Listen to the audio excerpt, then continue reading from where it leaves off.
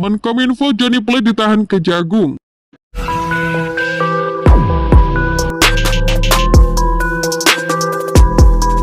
Proses hukum yang tengah berjalan dan mempercayakan profesionalitas aparat penegak hukum dalam bekerja. Kita serahkan saja pada proses hukum. Yang terjadi tidak ada sangkut pautnya dengan politik.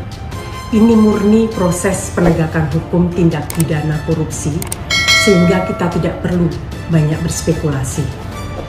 Tentu yang terjadi bukan hal yang kita harapkan bersama. Pada banyak kesempatan, Presiden juga telah mengingatkan untuk kerja yang benar dan hati-hati. Pada hari ini telah meningkatkan status yang bersangkutan setelah dari saksi menjadi tersangka. Hari ini semua diintimidasi. Hari ini aparat penegak hukum semena-mena melakukan politisasi hukum. Resah nggak kita? Nggak ada, Pak. Semena-mena aja ini. Mau tangkap si A, tangkap si B, tangkap si C.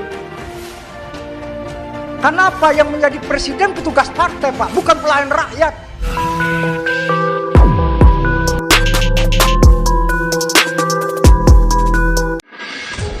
Kejaksaan Agung akhirnya menahan Menkominfo Johnny Plate terkait kasus dugaan korupsi proyek penyediaan infrastruktur base Trans-Cipher Station Bukti Kominfo.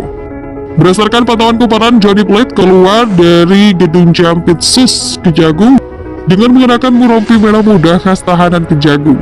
Kedua tangannya tampak terborgol. Setelah keluar dari ruangan pemeriksaan, Plate langsung dibawa menggunakan mobil tahanan Kejagung dan didampingi penyidik. Ia tak menjawab satupun pertanyaan wartawan. Direktur Penyidikan Kejaksaan Agung Kuntadi membenarkan penahanan terhadap Plate. Ia menyebut status Plate sebagai tersangka. Penetapan tersangka dilakukan usai penyidik menemukan bukti permulaan mengenai keterlibatan Plate di kasus korupsi BTS. Yang bersangkutan kami lakukan tindakan penahanan di Rutan Salemba Cabang Kejaksaan Agung, ujar Kuntadi. Penahanan terhadap Plate ini dilakukan di saat pemeriksaan ketiga terhadapnya. Dalam dua pemeriksaan sebelumnya, Plate hadir dan menjelaskan apa yang ia tahu dan pahami terkait kasus tersebut.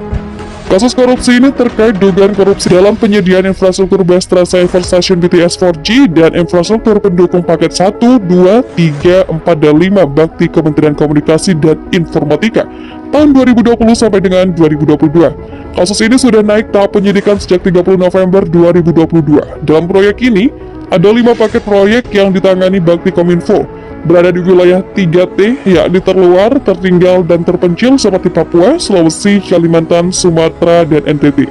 Proyek tersebut diinisiasi sejak akhir 2020, terbagi atas 2 tahap dengan target menyentuh 7.904 titik blind spot, serta 3T hingga 2023. Tahap pertama BTS berdiri ditargetkan di 4.200 lokasi rampung pada tahun 2022 dan sisanya diselesaikan tahun 2023.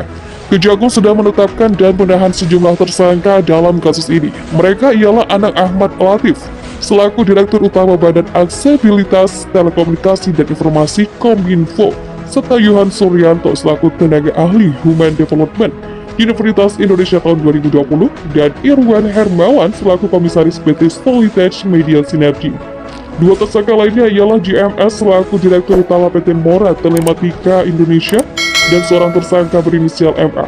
Dalam kasus ini mencuat pula soal adik Johnny Plate yang bernama Gregorius Alex Plate. Ia diduga turut menerima keuntungan dari proyek tersebut, nilainya mencapai 534 juta rupiah.